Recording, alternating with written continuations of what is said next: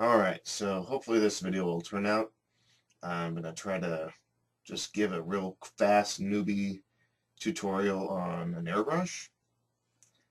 This is Harbor Freight Central Pneumatic brand, super cheap airbrush. 15 bucks, and then the braided line's about 7. So for about 20 bucks, you get an actually pretty decent little airbrush. It's dual action, so you push down for air, you pull back for the paint, you always push down and then release the paint. I've already mixed up my paint.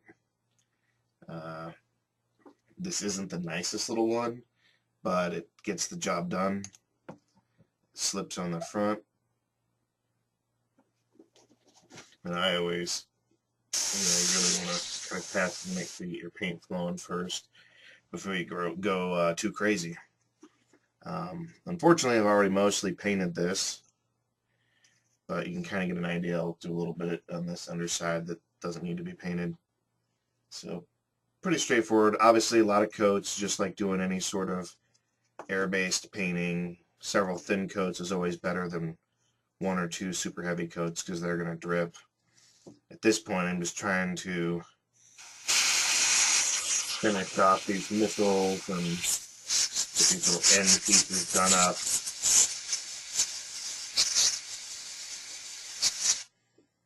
And because you really can't switch between, go back and touch up with a brush, because it's just not going to lay down the color nearly the same. You don't get that uniformness.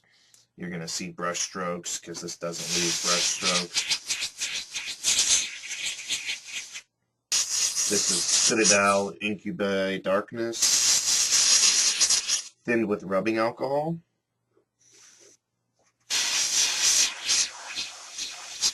Couldn't imagine doing a vehicle without an airbrush or any big things.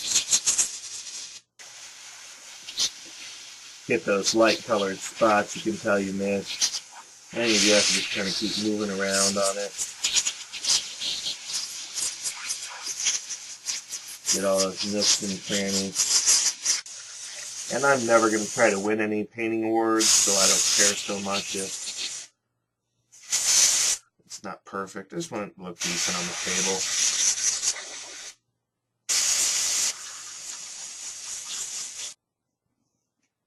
And when you do get all done, Windex is a really good cleanup for the water-based paints.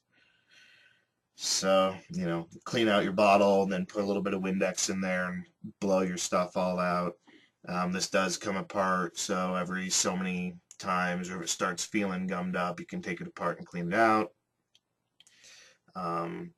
You can also make needle adjustments.